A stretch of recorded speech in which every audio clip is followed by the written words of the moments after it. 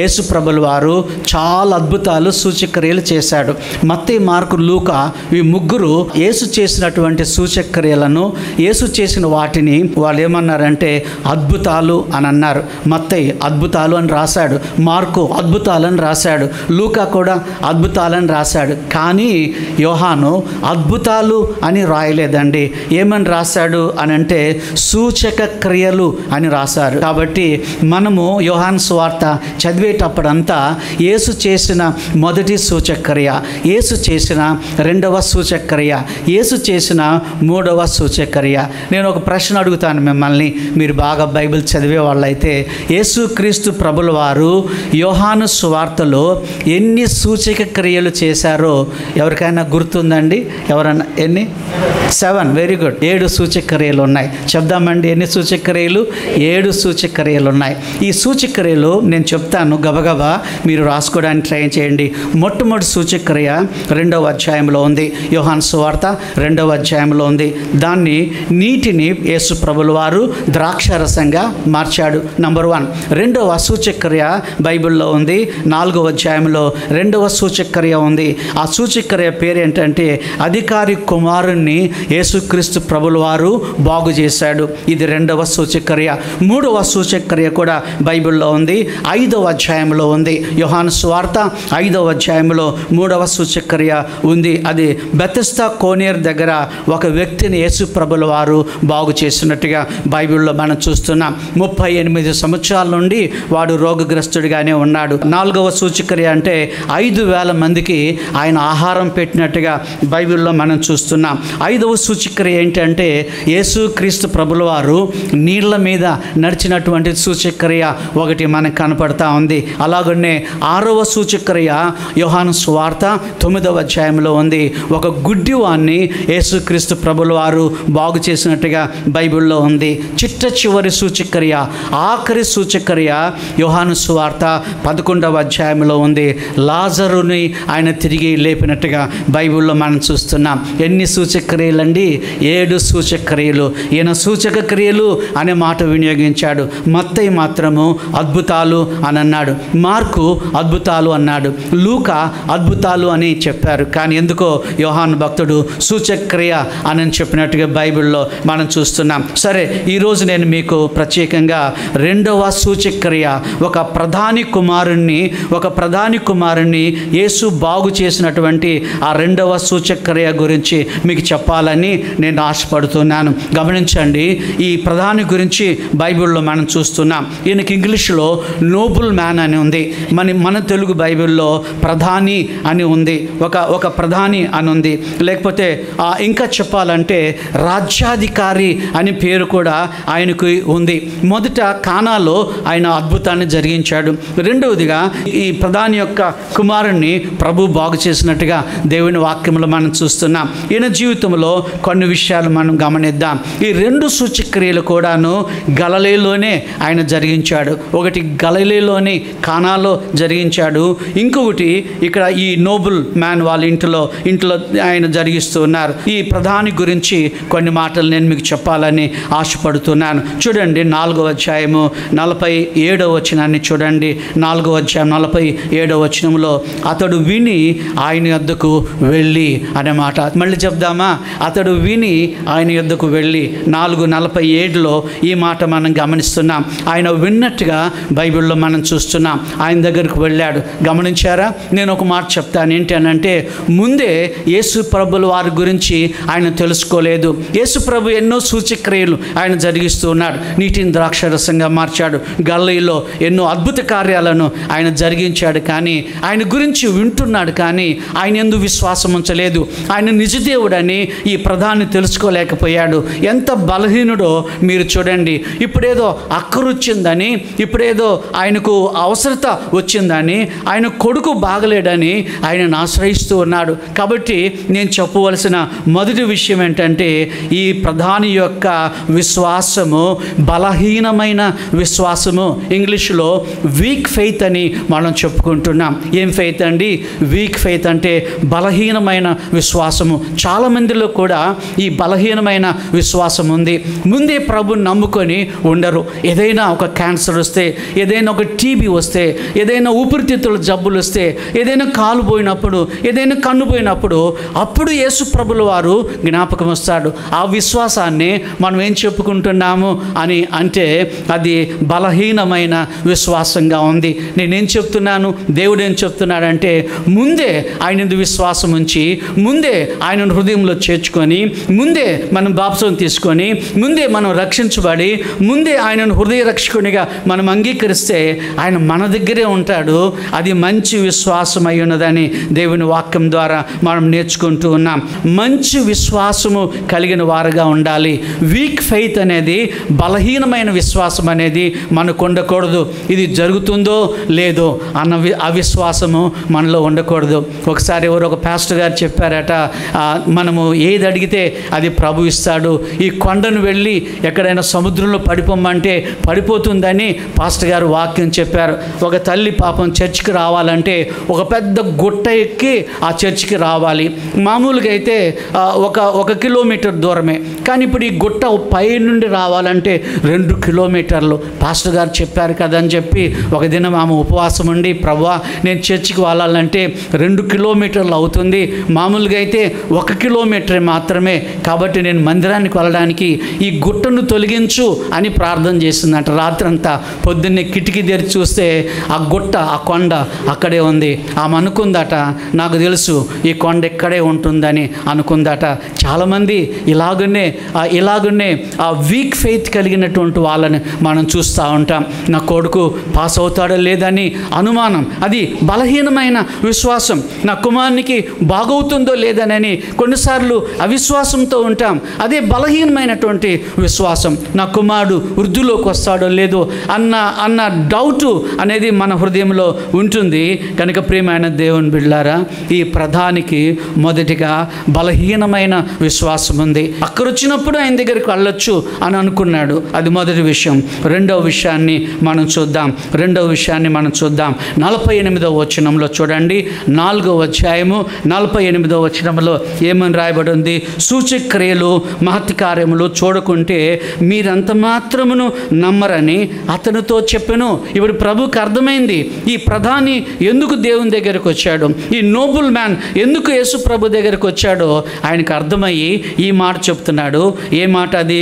సూచక్రియలు మహత్కార్యములు చూడకుంటే మీరంత మాత్రమును నమ్మరని అతనితో చెప్పానని బైబిల్లో మనం చూస్తున్నాం. నిజమే, ఈ దినాలలో సూచక్రియలు లేకపోతే నమ్మరు. కనుక ప్రియమైన దేవుని బిడ్డలారా, కింద పడాలి, లేవాలి, లేకపోతే మనము ఒక బెడ్ మీద ఉంటే ఎవరైనా ప్రార్థన చేస్తే పరిగెత్తుకుంటూ ఇట్లాంటి సూచక్రియలు, అది యేసు ప్రభులు వారు ఏమన్నారంటే ఇట్లాంటి సూచక్రియలు ఊరికి అడుగుతూ ఉంటారు కదండి. మరి చాలామంది మా అబ్బాయికి ఏ నెలలో పెళ్ళి అవుద్దో చెప్పండి పాస్టర్ గారు అని అంటారు. మనం ఏమన్నా జాతకం చెప్పేవాళ్ళమా? కాదు కదండి. ప్రార్థన చేస్తాం అంతే. ప్రభువా ఎప్పుడు వివాహం అవుతుంది, అమ్మాయికి ఎప్పుడు వివాహం అవుతుంది, మనం ప్రార్థన చేయగలుగుతాం. కొంతమంది ఎప్పుడు సూచక్రియలు. కొంతమంది ఏమంటారు, నా జబ్బు బాగు చేయమనండి, నేను దేవుణ్ణి కొలుస్తాను అని అంటారు. లేకపోతే నా రోగం బాగు చేయమనండి, నేను బాప్తిజం తీసుకుంటానని కొంతమంది చెప్తారు. ప్రభు ఏమంటున్నాడంటే, నేను బాగు చేశాక నువ్వు నమ్మేది అది మంచి విశ్వాసం కాదు.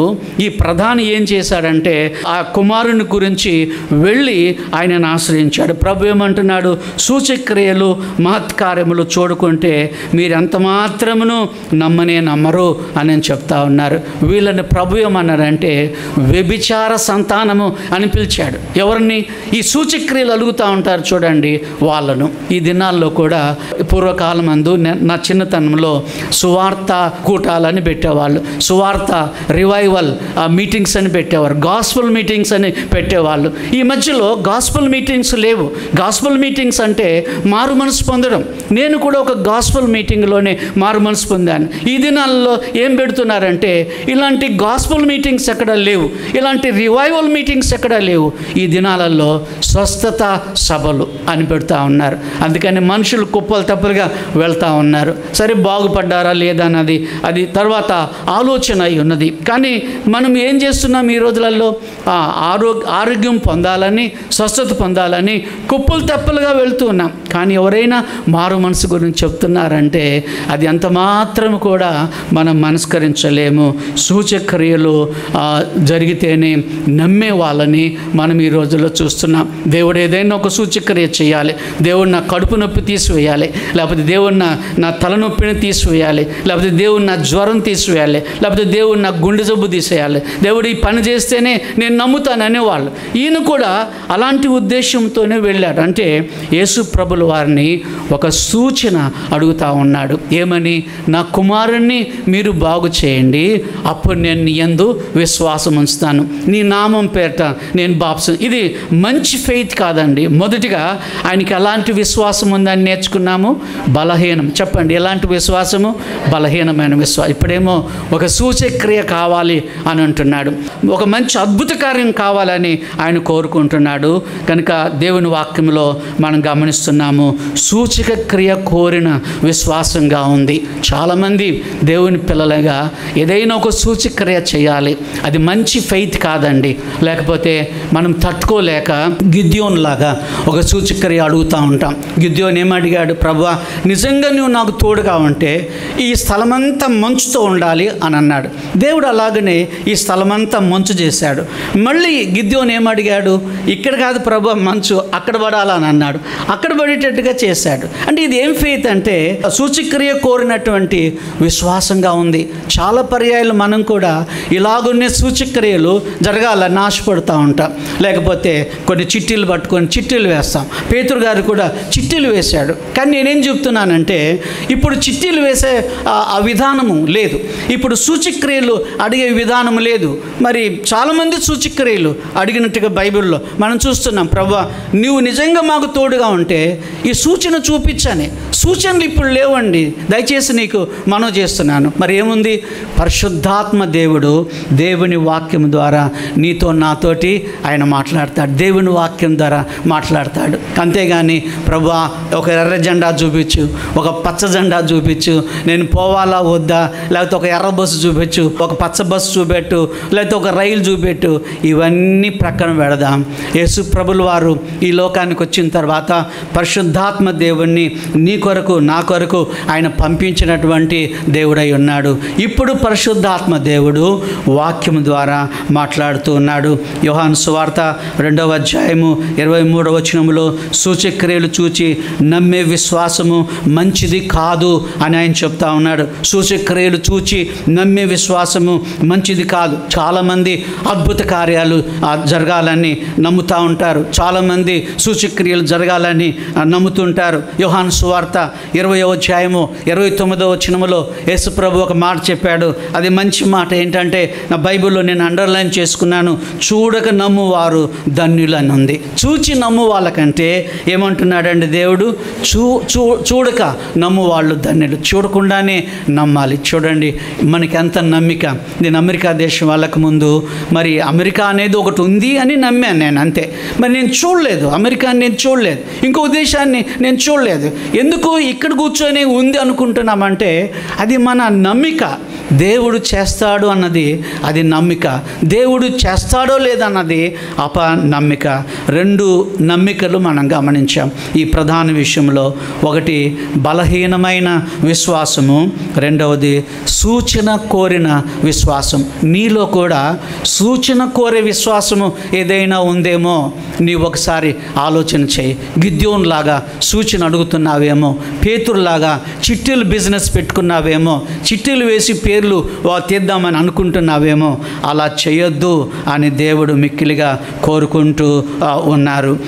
యేసు ప్రభుల వారు సిలువ మీద వేలాడుతున్నప్పుడు మత్తయి సువార్త 27వ అధ్యాయము 42వ వచనములో సిలువ మీద నుండి దిగిరా, మేము నిన్ను నమ్ముతామని వాళ్ళు చెప్తా ఉన్నారు. దిగిరాకపోతే నమ్మరు వాళ్ళు. ఇప్పుడు వాళ్ళ విశ్వాసం ఏంటంటే ప్రభు శిలువ మీద నుంచి దిగి రావాలి, అప్పుడు మేము విశ్వాసం ఉంచుతామని వాళ్ళు చెప్తా ఉన్నారు. ప్రియమైన దేవుని బిడ్డలారా, గమనించారా? శిలువ మీద నుండి దిగపోతే నమ్మిక లేదు. శిలువ మీద నుండి దిగపోతే యేసు ప్రభు దేవుడు కాదు. శిలువ మీద నుండి దిగితే అది మంచిది అని వాళ్ళు నమ్ముతా ఉన్నారు. ప్రభు అంటున్నాడు, మీరు చూడకుండానే నమ్మండి, చూచి నమ్మే వాళ్ళకంటే చూడకుండా నమ్మేవారు మంచి వాళ్ళు అంటున్నాడు. మూడవ విశ్వాసాన్ని గురించి మనం చూద్దాం. ఒకటి బలహీనమైన విశ్వాసము, రెండవది సూచన కోరిన విశ్వాసము. సూచనలు దేవుణ్ణి అడగొద్దండి. పరిశుద్ధాత్మ దేవుడే నువ్వు ప్రార్థన చేస్తున్నప్పుడు నీతో ఆయన మాట్లాడతాడు. అననీయ ఆయనతో మాట్లాడాడు. అననీయ నువ్వు వెళ్ళు, సౌలు అనేవాడు గుడ్డోడుగా ఉన్నాడు, అంధుడుగా ఉన్నాడు, నువ్వు అక్కడికి వెళ్ళమంటే సౌలు దగ్గరికి అననీయ వెళ్ళాడు. ఎంత స్పష్టంగా దేవుడు చెప్పాడో మీరు చూడండి. మూడవది చూడండి, మూడవ మాట ఏంటి అని అంటే యోహాను సువార్త 4వ అధ్యాయము 49వ వచనం చదువుదామా? ఆ 49వ వచనంలో ఆ ప్రధాని ఏమంటున్నాడు? నా కుమారుడు చావక మునిపే రమ్మని ఆయనను వేడుకొనెను. మళ్ళీ చెప్దామా? నా కుమారుడు చావక మునిపే రమ్మని ఆయనను వేడుకొనెను. 4:49లో ఈ మాట ఉంది. ఏమంటున్నాడు? ప్రభువా, నా కొడుకు చచ్చిపోయిన తర్వాత నువ్వు వచ్చి నిష్ప్రయోజనం, నువ్వు వచ్చి వేస్ట్ ప్రభువా, నా కొడుకు చావకముందే రమ్మంటున్నాడు. ఏం లాజరు చచ్చిపోయిన తర్వాత యేసు ప్రభు 4 దినాల తర్వాత వెళితే దేవుడు అద్భుత కార్యం చేయలేదా అంటే ఇక్కడ ఏమంటున్నాడు అంటే ప్రభువుని శాసిస్తూ ఉన్నాడు, డిమాండ్ చేస్తూ ఉన్నాడు. ఈ డిమాండ్ చేస్తున్నాడు ఏమని? నా కొడుకు చావకముందే నువ్వు రావాలి. ఎందుకు? ప్రధాని కదా ఆయన ప్రధానమంత్రి కదా, ఆయన ఆఫీసర్ కదా. అందుకే ప్రభుని డిమాండ్ చేస్తూ ఉన్నాడు, నీవు వచ్చి నా కుమారుడు చావకముందే నా కుమారుణ్ణి బాగు చేయమంటున్నారు. చాలామంది దేవుణ్ణి డిమాండ్ చేస్తారు. మనం డిమాండ్ చేయకూడదండి. ప్రభువా, నీ చిత్తమైతే దయచేయండి, నీకు ఇష్టమైతే మాకు ఇవ్వండి ప్రభువా అని దేవుణ్ణి అడిగితే అది మంచిదే. ఒకసారి ఆయన ఒక పెద్ద సభలో ప్రార్థన చేస్తూ ఉన్నాడు. ఆయన ఏమని ప్రార్థన చేస్తున్నాడంటే, హోలీ స్పిరిట్ కమ్ డౌన్ అని అంటున్నారు. ఏంటి ఈయన జీతగాడా హోలీ స్పిరిట్? అలా మనం అనొచ్చా? ప్రభువా దిగిరా అంటే ఏంటి అది? ఆ విషయం ఏంటి మీరు గమనించారా?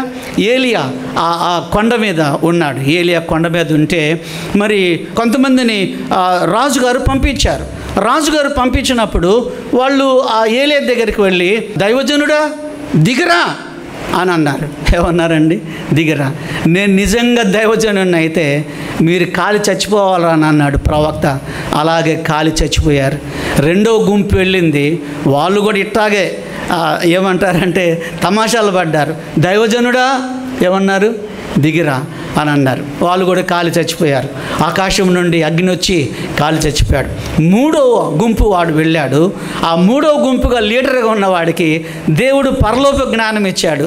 దైవజనుడా దయచేసి రండి, మీరు రాకపోతే మా ప్రాణం పోద్దని రిక్వెస్ట్ చేస్తే అప్పుడు దైవజనుడు ఆ కొండ మీద నుంచి కిందకి దిగాడు.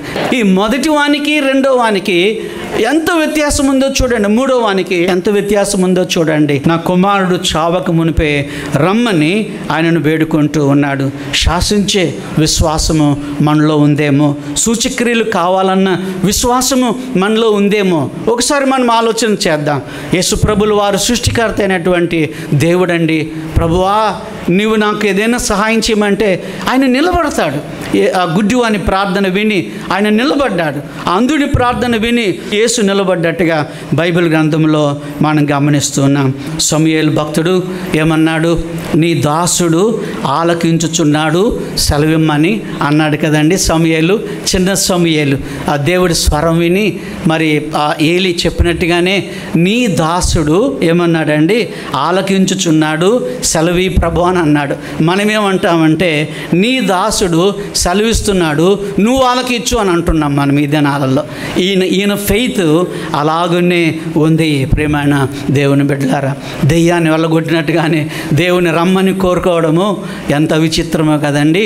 మన ఎవరో నన్ను అడుగుతా ఉన్నాడు ఒక ఆయన, సార్ మీ పాస్టర్లు దెయ్యాలు పట్టినప్పుడు నీ పేరేంటి అని అడుగుతారేంటి? మీ ఊరేంటి అని అడుగుతారేంటి? నీ ఇంటి పేరేంటి అడుగుతారేంటి? మీ అమ్మన సార్ పిల్లనేమన్నా ఇస్తున్నారా దెయ్యానికి అని అంటున్నాడు. పిల్లనేమన్నా ఇస్తున్నాం మనం? లేదే. ఎందుకు ఇవన్నీ? మనం చేయవలసిన పని ఏంటంటే వల్లగొట్టడమే మన పని. వాడు ఏ ఊరు నుండి వస్తే మనకేంటి, వాడు ఎక్కడ ఏ గ్రామం నుండి వస్తే మనకి, వాడి ఇంటి పేరేంటి, వాళ్ళ తాత పేరు, వాడి ముత్తాత పేరేంటి? మన సేవకులు అవన్నీ అడుగుతానే ఉంటారు. నీ దాసుడు ఆలకిస్తున్నాడు, సెలవు ఇవ్వండి అనట్లేడు వీడు.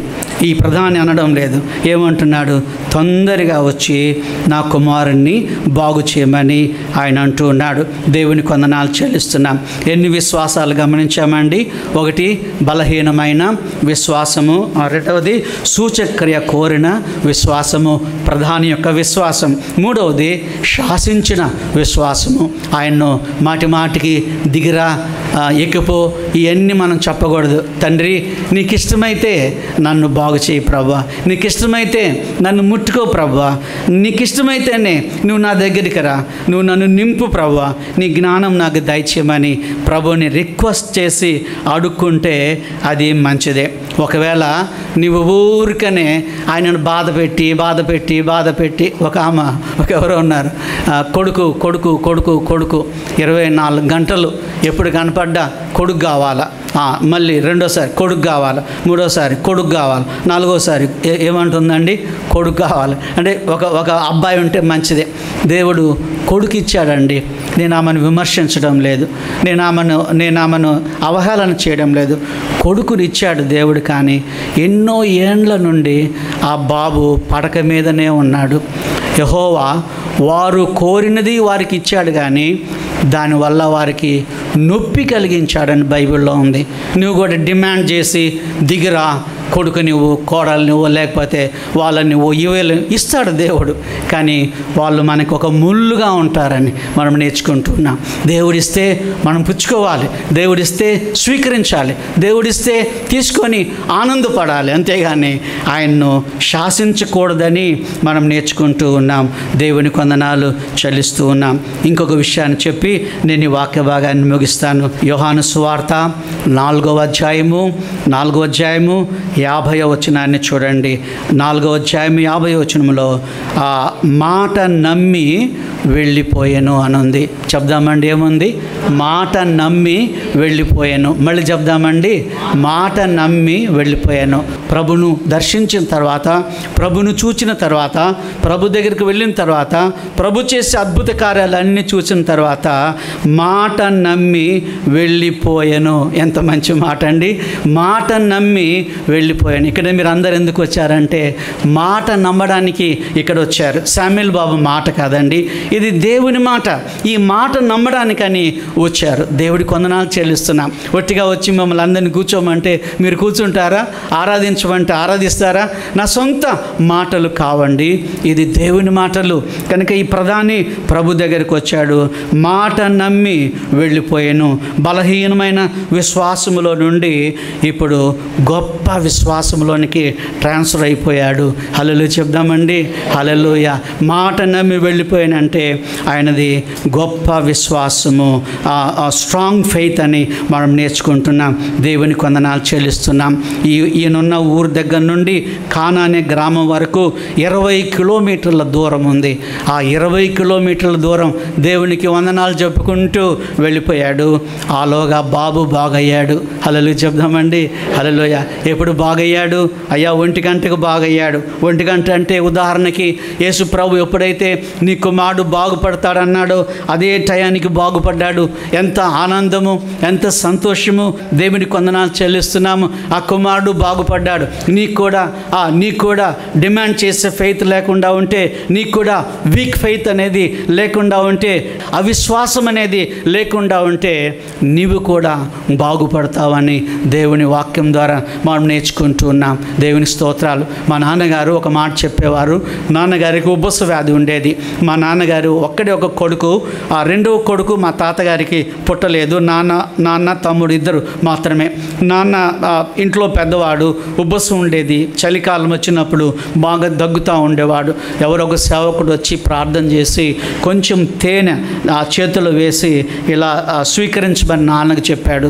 ఆ నాన్న విశ్వాసంతో ఆ తేనెను తీసుకున్నాడు, స్వీకరించాడు, దేవుడిని నమ్మాడు.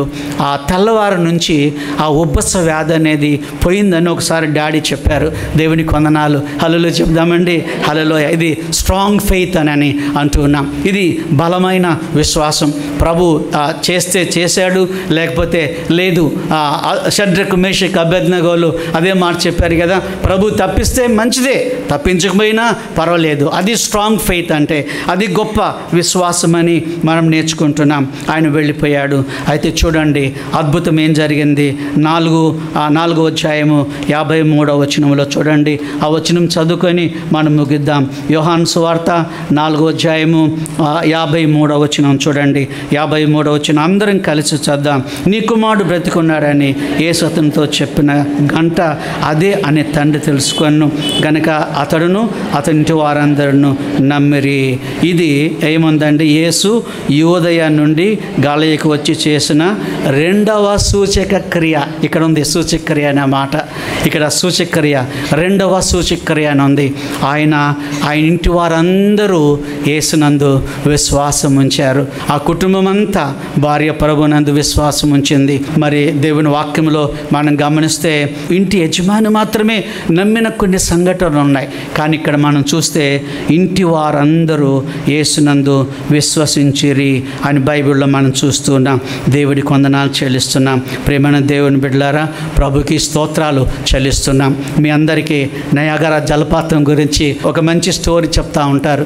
నయాగరా జలపాతం అనేది చాలా అంటే లాంగ్ ఉన్నటువంటి జలపాతం అయి ఉన్నది. ఈ దేశాన్ని ఆ దేశాన్ని కలిపే ఒక జలపాతం ఉంది.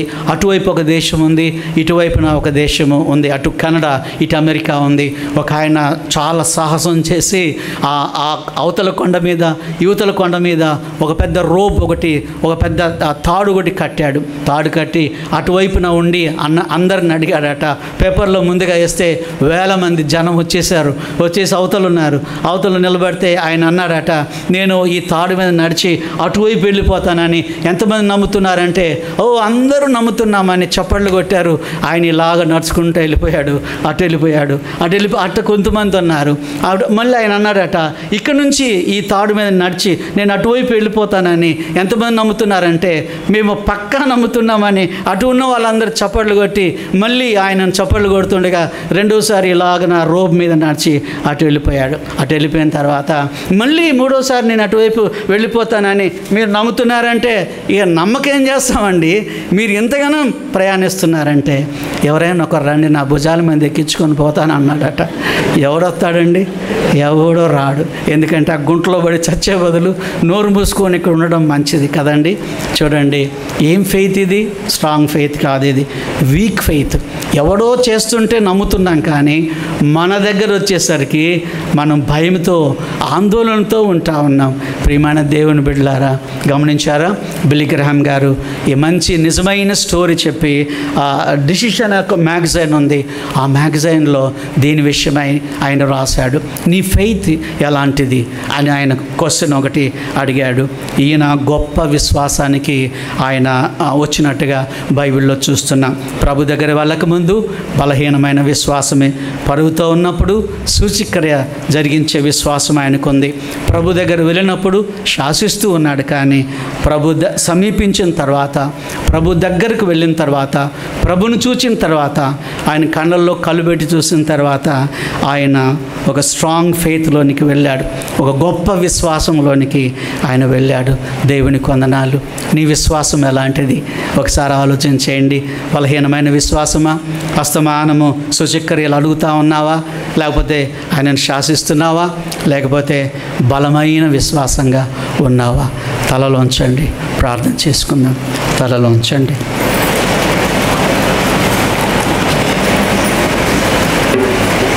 ప్రేమగలిగిన మా పరలోకపు తండ్రి, మీకు వందనాలు చెల్లిస్తున్నామయ్యా. ఒక ప్రధాని కుమారుని మీరు బాగు చేసిన సంఘటన నీ వాక్యంలో నుండి మేము గమనించాం. అనేక పర్యాయములు దిగిరమ్మని శాసిస్తున్నాం, క్షమించండి. ఇది చేయమని శాసిస్తున్నాం. మన్నించండి ప్రభువా. బలహీనమైన విశ్వాసంతో కొట్టుమిట్టాడుతున్నాం, దయతో మన్నించండి ప్రభువా. సూచక క్రియలు కావాలని అడుగుతున్నాం, ఇంకా మన్నించండి ప్రభువా. గొప్ప విశ్వాసం కలిగి నీ దగ్గర వచ్చి ప్రభువా మేము బాగుపడడానికి కృప దయచేయమని వేడుకుంటున్నాం. ఈ ఉదయకాల ఆరాధనలో మా పవిత్రమైన తల్లులకు, మా పవిత్రమైన చెల్లెలకు మంచి గొప్ప విశ్వాసం దయచేయమని వేడుకుంటున్నాం. మహోన్నతుడా మీకు వందనాలు. గొప్ప ప్రభువా మీకు స్తోత్రాలు స్తుతులు చెల్లించుకుంటున్నాం. నీ వాక్యం ద్వారా మాతో మాట్లాడినందుకై స్తోత్రాలు వందనాలు చెల్లిస్తూ యేసునామం బట్టి అడుగుచున్నాం తండ్రి. ఆమెన్.